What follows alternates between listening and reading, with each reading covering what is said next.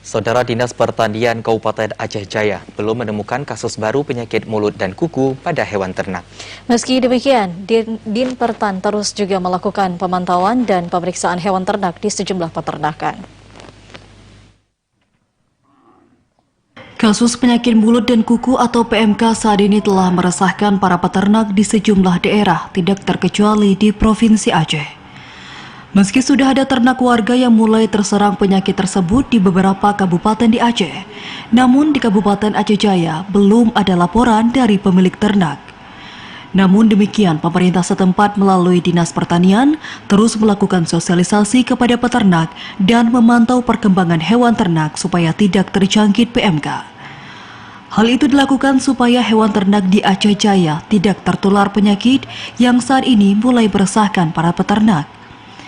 Selain itu, pihak Dinas Pertanian setempat ke depan juga akan membentuk pos-pos penyekatan yang dibantu pihak kepolisian terutama di daerah perbatasan Aceh Besar dan Aceh Barat.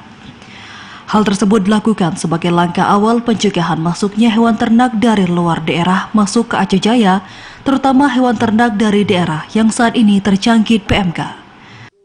Untuk saat ini kita belum menerima informasi adanya PMK di Kabupaten Aceh Jaya.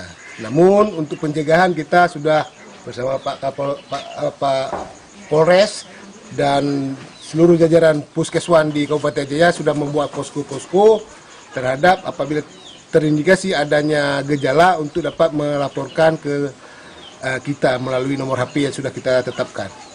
Kadis Pertanian Aceh Jaya juga menghimbau kepada peternak dan pedagang untuk saat ini agar tidak menerima hewan ternak dari luar daerah, terutama saat kurban nanti. Dari Aceh Jaya, Musliadi, TVRI melaporkan.